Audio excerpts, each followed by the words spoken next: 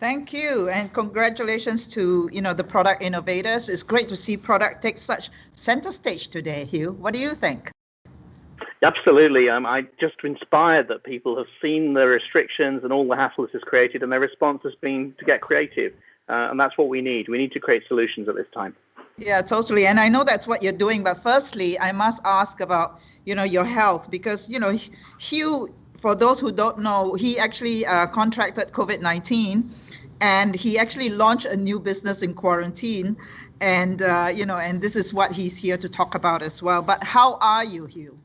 I'm very well, thank you. Yeah, my wife and I both got COVID-19. No idea how. Hadn't been out of Singapore, but at the end of March, we were both diagnosed within one day of each other. And we both spent about 5 days in the wonderful care of Ministry of Health here. Thank you very much to MOH for that. And I'm fine. My wife has got long-term fatigue. She seems to be one of the sort of 30-ish% of people who are suffering that. So it's interesting the way it affects different people. I've been lucky. Well, I hope she gets better soon, and I know that it was a difficult period, and but you said that you were so touched by the amount of love and support that you got from friends and who took you on virtual dog walks. Yes, absolutely. Yeah, it was kind of interesting. I mean, I don't know how many people watching this have had the experience of being in hospital. Earlier in my career, I was a filmmaker. I had the privilege of traveling around the world, being paid to film in amazing places, including hospitals. But I never actually spent a night in a hospital until March this year. And then I went straight into isolation. And it's for anyone who hasn't sort of experienced COVID-19 directly, I just wanted to share sort of the intensity of how serious this thing is. I mean, the guys that turned up at the door here to collect me were dressed like aliens with the full PPE on. I was taken straight to hospital. They cleared all the corridors, went into this isolation ward, and then it was like Star Trek with a kind of double airlock door. And I think for anyone who hasn't experienced just how infectious this thing is, I mean, please, please, please don't think it's just like flu. It's much more serious. And I must have got it almost exactly the same day as Boris Johnson in the UK, British Prime Minister. He ended up in the intensive care unit, very, very nearly went on a ventilator. That unfortunately affects 10 or 15% of people. I was lucky. I was in the 80 to 90% of people who didn't have that. But it was a sobering experience. And yeah, first week I was lying there in bed thinking, am I going to die? Second week thinking, is this 1929 all over again? How serious is this for the world? And around the world, I saw this very, very varied reactions. Australia seemed to be saying, oh, this is nothing but a cold. Other countries taking it very seriously. And then the third week, a friend called me up and said, how would you restart business, Hugh? If you were president, what would you do? And then during that conversation, the idea for a business came about, which was that re-enabling cross-border travel was just critical. And the key to doing that was to build trust. So that's where the business came from. Yeah, so talk to us about that inspiration for that business, and what is it about, TrustScan? Let's just dive straight into it. For sure. So it seems to us that the only way that travel is possible into the future is if we start creating clean bubbles within which people can travel. The economics, we all know the economics of flight. You cannot round with social distancing. It just won't work. So we've got to have the aircraft clean, because if they get infected, then we've got to spend a huge amount of time disinfecting them, messing up schedules and operations. And if we're going to keep the aircraft clean, that means not necessarily all of the ground crew, but everyone who appears, what's the phrase, above the wing? I think that's the phrase, isn't it, in the airport? If you're involved in the aircraft above the wing, then you need to be clean as well. And that means probably that gate staff need to be clean. It means that in running an airport, we've got to prevent commingling of folk who are in different categories of potential infection. And it even extends as far as thinking, well, if we're going to test people to see if they're safe, what do we do if we find someone that's positive? I mean, imagine you have a COVID-19 testing center at an airport, and then, ta-da, someone turns out to be infected. What do you do now? Do you close down the airport? Do you close down the gate they were in? How do you know where they were? So there's a whole series of operational issues that need to be thought through. Not necessarily a problem if we're dealing with small numbers of first-class travelers and business travelers in the short term, but as we scale up, all of those issues need managing. So the last few months for me have been a fascinating dive into the travel sector. It's not an area where I'm a specialist. I've built businesses. I've invested in 70 digital businesses over the last 8 or 10 years. But travel is not my specialization, so it's been fascinating to see the issues.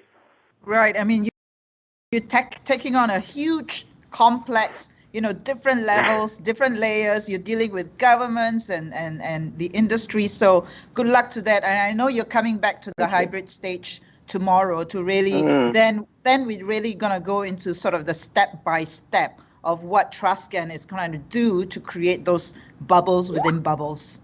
With partners, because the only way this will work is if we come together as an industry and first of all say to ourselves, you know what, this isn't the end of the world. There is all the technology, all the stuff we need to fix this is around, but we need to bring it together with the support of government. So tomorrow is not a sales pitch at all. It's an invitation to please, let's connect, let's get this working together. Yeah. I mean, that was a very clear message on day one, where we say, the industry has done all it can to get itself fit, and ready for the future, but governments must act, right? And so as an industry, we need to somehow find a way to collaborate and give governments the confidence by which to make decisions. Otherwise we're going to be in a state of paralysis for forever. So we're going to talk more about that. So now I want to come back to you. Yourself, you said that you invested in 70 startups, and actually, a bit of a nostalgia moment was that we actually met when JFDI invested in a startup called Flocations. You remember Flocations? Yes, I do. And you I think spoke. You came by our office. That's right. And you spoke at our event probably in 2012, right? So how many of the 70 startups that you've invested in over the last 5 years are still around, Hugh? So to give some context, the thing I set up with a friend, Wong Meng was the first startup accelerator, a kind of school for startups. It's the first one here in Southeast Asia. Between 2012 and 2015, we put between $20,000 and $50,000 into 70 startups. We use almost always the first money into those startups. And it was a grand experiment to see, can we systematize this? Can we get this asset class of startups as something that investors are comfortable with, that corporate partners are interested in collaborating with, all that stuff. So there's a whole load of community that we were really building. And to answer your question, about 50% of the startups we put pre-seed money into went on to secure seed funding, by which I mean between $300,000 and $800,000 Sing dollars within a sort of 6 to 9 month period. And of the teams that got funded, about 20% went on to raise Series A. So in Singapore, that would be typically $1 million to $2 million, that kind of level. And they do that typically with 1 to 2 years after they left our program. So and then ultimately, of course, the number that actually matters is, did we make money? Well, we had three financial batches of companies, and we just had an exit from the first of those, Trade Gecko, which rumors in the media are that the valuation was over $100 million. I can't confirm or deny that. Come on, confirm it here. Confirm it here. But you might well say that, Hugh, but I couldn't possibly. That's a great exit. It was 100x back to our investors and to our fund. And I think the fascinating thing was to see that each year we went with a batch of startups. There was a different kind of flavor. And in 2012, social startups were a big flavor. Does anyone watching this remember when Lufthansa was kind of suggesting we might link up Facebook to seat planning? So you would kind of maybe go on a date with the person next to you. The horror of it now. Now we know all about stalking and Me Too and everything else. The idea that you might be, encouraged to kind of socialize with someone that you're stuck next to for. Yeah, I think a few airlines did that. KLM and Malaysia Airlines. So that was a big thing. And what's the next big thing though? Like Amit was saying yesterday too, is like, you want to invest in product for the future. Now, what you're building is solving a problem for now or maybe the next 2-3 years. Okay. Yeah. Do you think your product will outlast COVID? It needs to evolve. We have to, like the previous speaker who was putting forward, True Trip was putting forward a solution now as well. We all have to evolve beyond that. COVID-19 hopefully will go soon. Let's hope there is a vaccine. So we need to evolve into something else. But I think there are two paradigm shifts which I want to talk about tomorrow. One is that public health is not going away. After 9/11, we all realized that we had to take security in travel much more seriously.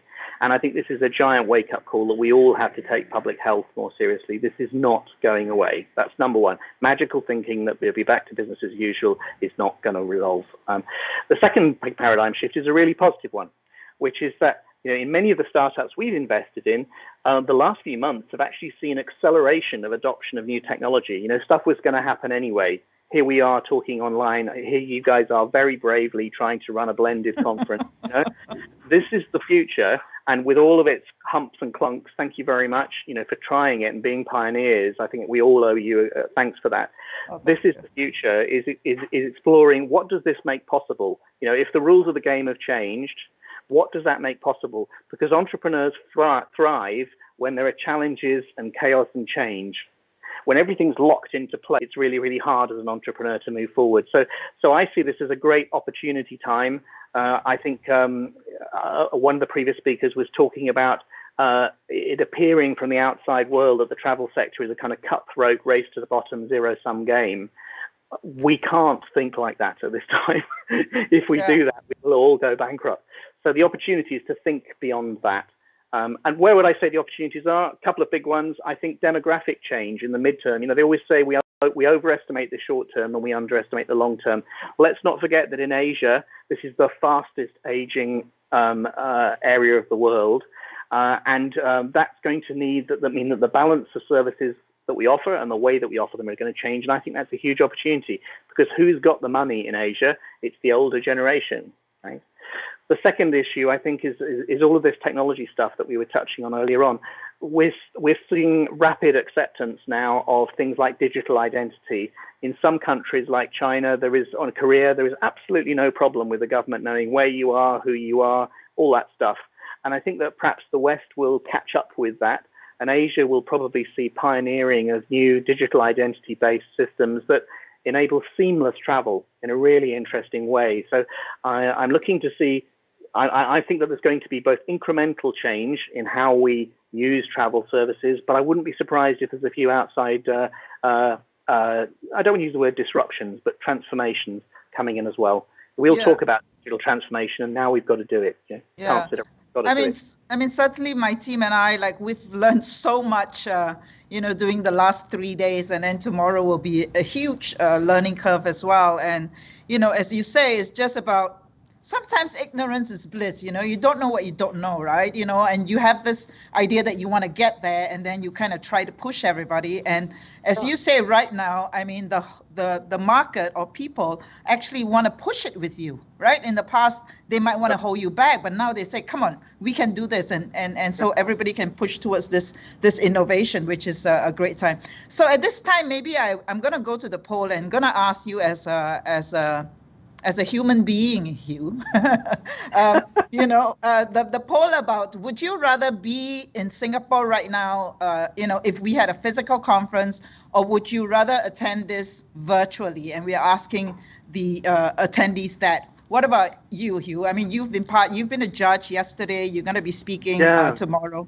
What's your view?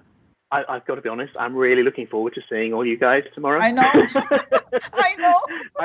I realized, the one thing I learned being in, because I was kind of 3 weeks ahead of everybody in this, when I was in the quarantine, my only contact with the outside world was through cameras. And you mentioned at the beginning of this interview, the wonderful friends, former students, former staff members, people I kind of almost forgotten about from 10, 15 years ago.